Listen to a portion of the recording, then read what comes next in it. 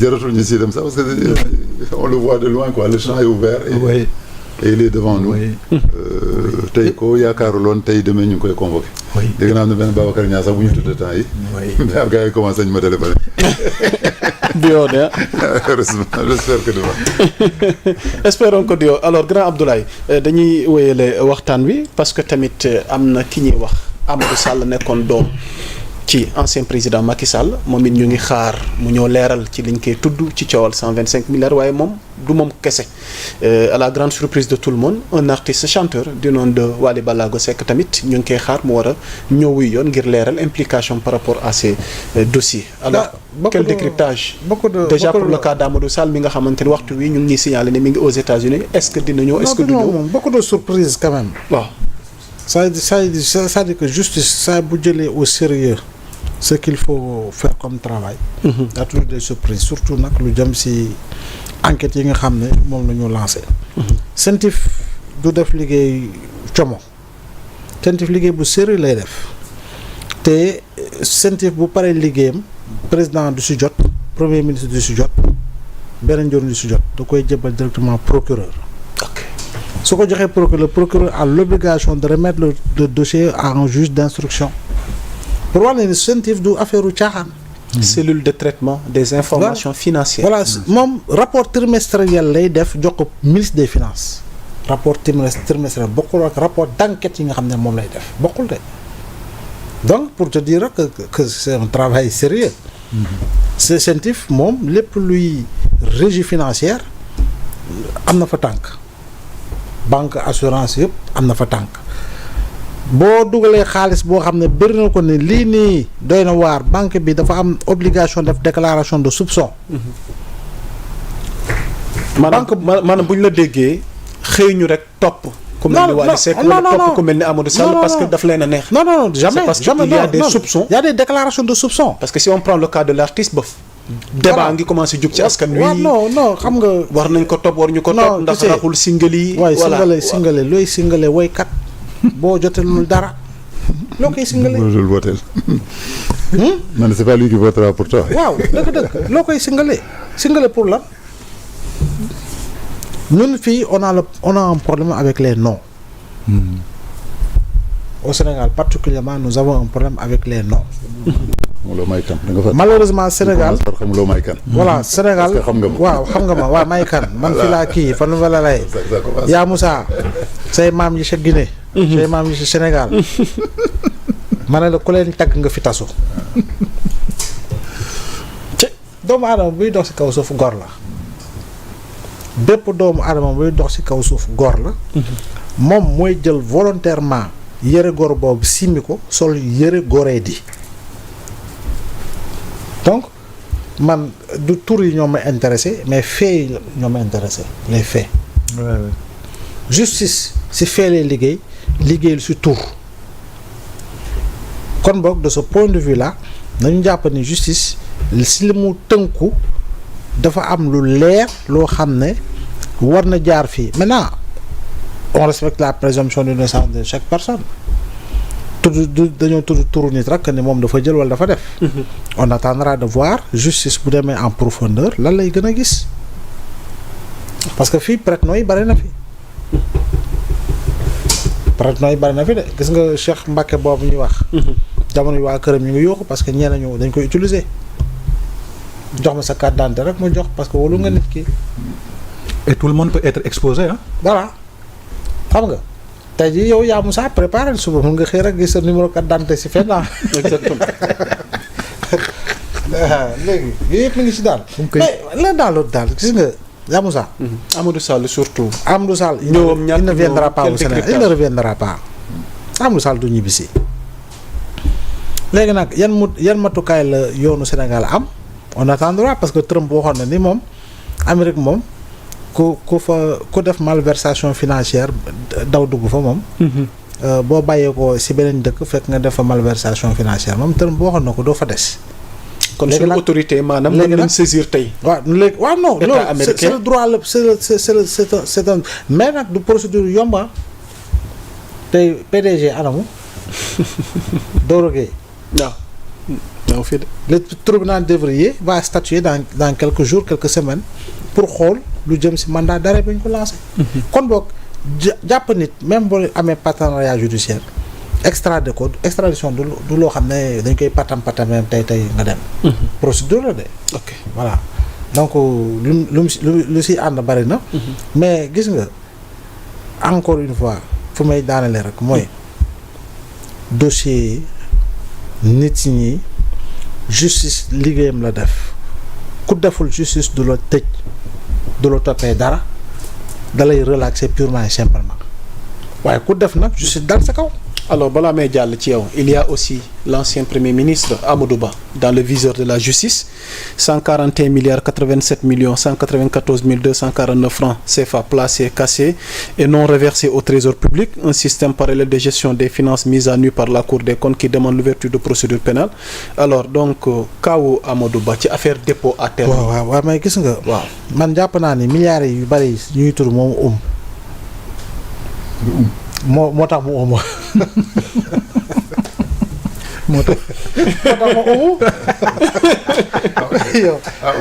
mais docteur chaque jour. parce que waroon nañu mën a sëgg fort ci waaw daa bari. on a chaque jour tu ne peux pas ne pas parler de milliards. te yow mii jamono ñi nga wax milliards. maak docteur Réef. wallaahi tuutali si xel. xeetu maa la jëm. wallaahi moos. man kay fii laa toog laajte woon fi question mais ñun. bi ñuy wax affaire milliards ak yooyu ñun fan lañ nekkoon. nga ne ma on était chez nous. jaar na laaj. Restez chez vous. On vous a dit de rester chez vous. léegi pour le cas Amadou Ba parce que mi ngi ci langue politique bi aujourd'hui moom lañ jàpp ni mooy leader de l'opposition bien vrai que ñenn nañ koy reprocher mooy assumer rôle am en tant que leader de l'opposition tey ñu tudd ko ci luubal yi ni mel ba justice war ko viser ci implication ci milliards yi ñu toll tey lan mooy ëllëgam tey jii dépôt à terme yooyu daal ñu si expliqué bari na compte yoo xam ne dañ ko génne ministère des finances dugal ko si yeneen i mbir surtout yooyu yëpp directeur tel bi comptabilité directeur trésor fait ni kii yëg na kii yëgul. toute une chaîne. voilà c'est compliqué. mais loolu nag au sein du trésor. yoon na ko leeral on ne peut pas être un pays sous-développé très endetté boo xam ne lekk fi jafe na naan fi jafe na am fi xëy jafe na yor sa poos dara jafe na yow ñuy wax ay milliards man traumatisme laa am. parce que ñun duñu mesurer un peu l'ampleur des dégâts avec autant de milliards léegi nag il faut ñu tracer loolu yëpp xam fan la ne bu dee am na ñu xam ne am na bu amul nag ñu ne ok ñëpp jóg taxaw ne ndeket dañoo foogoon amul et puis on passe à autre chose. mais faits yi moom am na turu bi am na. non les faits sont clairs. mais à chaque fois. on nous dit ñi ngi ci impliqué. seen présomption d'innocence. ok dañu dama ne faits non nagoo moo tax ma ne la ñu dem seeti fan la mbir yu dugg. toute personne incriminée et puis dañoo war a yegsi ci niveau de criminalisation de détournement de deniers publics dañ ko war a criminaliser yow ñu la sàccum njur mbee ak waaw bétail bi waaw dañ ko criminaliser ma sama ak détournement de deniers publics. ndax lii du gàllankoor carrière politique Amadou Ba balaa ñuy jàll. ah mais bien entendu si le coupable kañ moom c'est terminé. s'il est impliqué dans li ñuy wax ni 141 milliards. yooyu. donc c'est terminé pour lui sur le plan politique. réew mi ku ñu fi épingle ku ñu fi jàpp pour détournement war ñu fexe ba dootoo am un poste électif et même nominatif au sein de l'administration. fa la ñu war a yegg. ok ma ñëw ci yow professeur Ali Khoudia. oui alors le cas de l'ancien maanaam président Macky Sall doom ji Ibrahima Amadou Sall mi ñu tudd. te mu war a ñëw jàkkaarloog yoon ndax moom it bokk na ci li ñuy toppee Farba ak Tahirou mbiru 125 milliards yi moom am na lu mu ci doon. waaye moom rek du moom dong tamit l'artiste chanteur ñu koy wax Wally Ballago Seck moom it tamit tudd nañ ko ci donc ba tey nañ leen di nangul seen présomption d'innocence mais war nañoo leeral ci kanam yoon. seen responsabilité par rapport ak mbir yooyu noonu bi nga ko déggee ak tey ban njàngat lañ mën a def. waaw man kay xam naa ne vraiment moom de xaw ma lu ko dugal ci coow li wax dëgg yàlla moom en tant que chanteur. Remarquez aussi que moom dans son cas c'est pas la première fois ñu koy tudd ci ay mbir ça aussi il faut le souligner.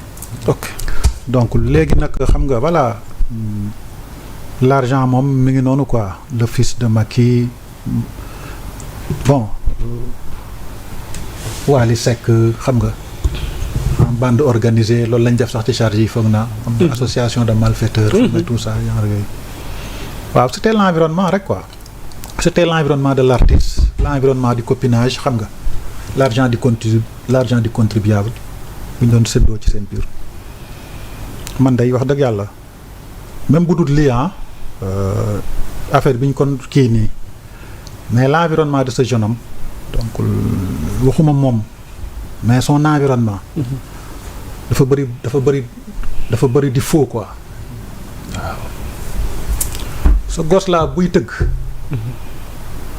c'est le milieu où circule le plus de faux billets dans ce pays buy tëgg concert nag fii ci Sénégal yaa ko day faux billet qui circule te yow munoo xàmmee faux billet mën nañ la ko jox nga téye ko doo xam ne faux billet la man ak yow ak laay mboobu mii ñoo ci yem parce que on te vend de vrais faux billets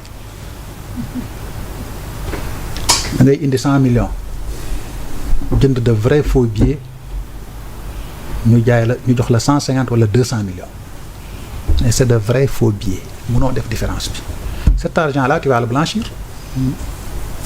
c'est tout.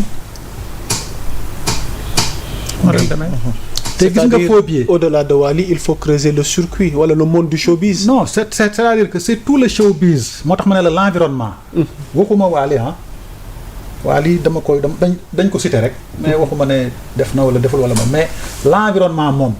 Wally quand Wally se déplace il y a beaucoup de choses qui se déplacent aussi avec lui parce que il draine des peuples il draine des convoitises et il y a des gens autour de lui qui font du business xëy na sax mën na koo bañ a xam parce que nit ki yëg sa kaw scène may la 10 millions di compter may la 10 millions il se fait du crédit pour lui-même su xëy banque bu mu dugg leb fa 50 millions ñu lebal ko parce que gis nañ ko muy maye 10 millions waaw mais xam nga li tax Sénégal ñu nekkoon dans un système mafieux c'était un système mafieux parce que affaire u faux billet bu njëkk ba lu toll nii ñoo ko xamoon lu toll nii laa wax de maanaam technique bi ak méthodologie bi lu toll nii ñoo ko xamoon jamono di dem ba léegi ñu toll nii xam ko jamono di dem lu toll nii xam ko jamono dem ba léegi ñii toll nii yépp xam ko la pyramide mu mujj doon lu banal quoi. la base de la pyramide chaque jour boo xëyee dégg jàpp nañ faux billet fii 7 milliards de chaque jour chaque waxee kenn la dañ koy amul bés bu ñuy xëy duñ traité information ci wàllu faux billet ak blanchiment. voilà loolu kese la. alors tey ci sa njàngat tey en tant que artiste ñu tudd la ci li nu mel ndax message la ci yeneen artistes yi ban leçon wala loo ci mën a yóbbante comme message. non man kay bon comme que daal tudd nañ ko. waaw. tudd le fils du président Macky Sall. maa ngi ñëw ci doomu Macky Sall. waaw mais moom daal wax dëgg yàlla. man day foogoon naa. parce que c'est pas la première fois. man na bâtir la si bien dit ñu koy tudd ci nu mel. man ci moom je pensais qu'il pouvait bâtir une carrière en dehors de ce circuit là parce que Youssou Ndour a mis 50 ans pour construire une carrière 50 ans Youssou Ndour s'est inscrit dans la durabilité c'est-à-dire que àdduna mënatut a changer. ba yow mu ñaan la quoi que ce soit wala mu ñaan ko sa morom. parce qu'il a mis 50 ans à construire sa fortune et sa réputation. je pense que moom li ko yàlla may. mënoon na topp ci tànk yooyu. ok parce que bu dul dara Wally. référentiel la ci xale yi. exactement. man am na benn documentaire bu ma ko tuddee woon El Phénoméno en 2019. ndeysaan. ba naan même la créature a dépassé son créateur. maanaam je dirais entre moom ak papa ji. je voyais un avenir quoi ci Wally. mais après quand may dégg ay LGBT ay couleur arc-en-ciel ay faux véhicules ay fausse monnaie tout ça laa ne attention là c'est pas bon mais xam nga way jur gàllaaj la ci doomu aadama way jur sa papa ak sa yaay ñooy sa premier gàllaaj ci àdduna am na nu muy demee bu ñu demee woon la ginnaaw amatoo wéeruwaay c'est-à-dire ay africain lañ quoi yàlla daf ñuy topp ci suñuy croyance dañu si dimbale soo bëggee sa yaay yàlla da la koy bëggale su bëggee sa papa yàlla da la koy bëggale nga def ci ñoom wéeruwaay mais am na nu ñuy dëddoo bàyyi la yow kese amatoo wéeruwaay xoolal Wally léegi il est très exposé ah amatul kenn ku koy kii il est très exposé même magam yi ay ñoom Mapenda ak ñoom Assane Ndiaye ñooyu yëpp. ay papam kenn. ay papaam donc man de su ma doon moom dinaa xoolaat sama toogaay. parce que nee naa la dul ci léegi lañ koy tudd ci affaire yooyu. c'est vrai que nag on a rien contre lui hein vraiment. non mais ba tey àggagoo sax on ne l'accuse pas. exactement néew ñu deful. exactement mais il y a lieu aussi. quand le talent est là. oui machallah. mais waaw dafa populaire sax waaw. l'entourage les relations yëpp da nga ko war a xoolaat. mais tey en tant que docteur tey message la bi nga koy yóbbante. te jàpp naa ni lu positif la. tey jii sa entourage da nga ko war a xoolaat. Youssou Ndour ñi mu àndaloon nag au début ñoom la àndal ba léegi. ok.